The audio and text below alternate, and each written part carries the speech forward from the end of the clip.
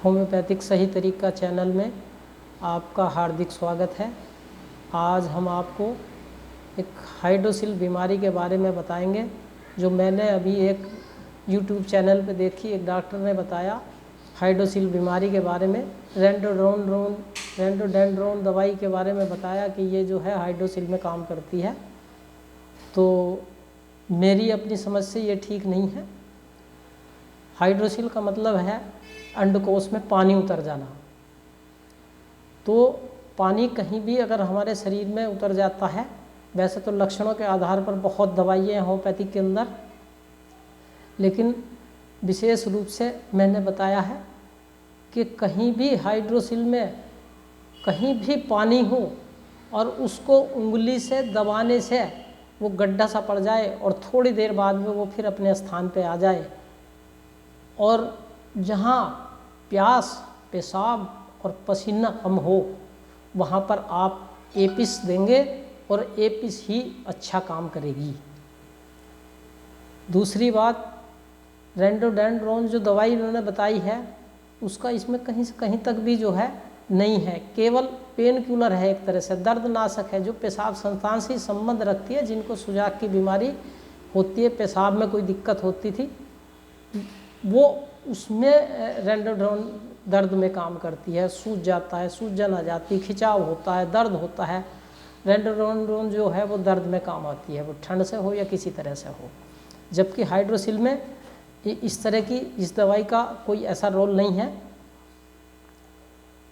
और भी जैसे इन्होंने बताया नेट्रम म्यूर के बारे में बताया, तो नेट्रम म्यूर जो दवाई होती है वो हमारे शरीर के प्रत्येक टिश्यूज़ को जल पहुंचाने का काम करती है।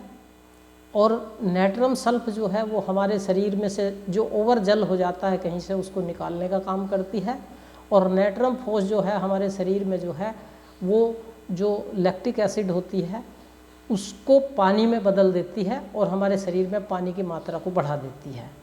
ये इस तरह की चीज़ें हैं। उन्होंने ये जो बताया ये गलत बताया, ये ठीक नहीं है।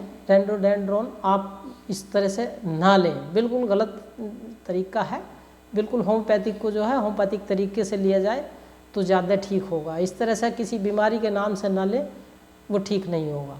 आपको हाइड्रोसिल में अगर ये आपको जो मैंने ऊपर बताए लक्षण हैं, अगर ये लक्षण अगर आपको हैं तो आपको हाइड्रोसिल में ये काम करेगी।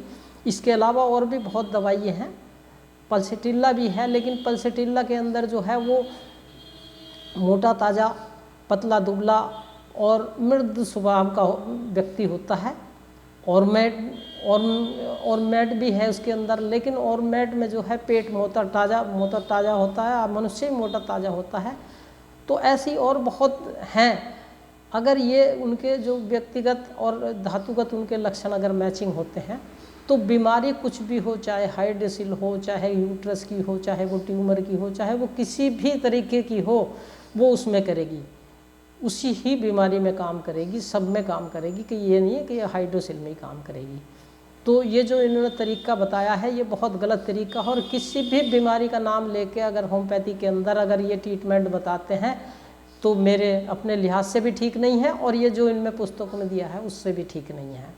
तो आप इस तरह के, ये एक तरह से मैं कहूँगा कि ये स्टोर हैं, दवाई को बेचते हैं और कहते हैं इतनी इतनी बूंद लीजिए। सबसे पहला ये तरीका गलत है कि आप ये 100% अल्कोहल में बनी हुई है और आपको 2-2, 4-4 बूंद और 5-5 बूंद पानी में डाल के पिला रहे हैं, तो इससे आपका लीवर भी और जो एक अल्कोहल के बुरे असर होते हैं वो आपके शरीर में पड़ सकते हैं। इसलिए मैं आपको आगाह करना चाहता हूँ कि इस तरह के लोगों से सावधान रहें और सही तरीके से होम्योपैथिक तरीके में अगर आप दवाई खा रहे हैं तो होम्योपैथिक तरीके से ही खाइए और अपना स्वास्थ्य रखिए। थैंक यू, धन्यवाद।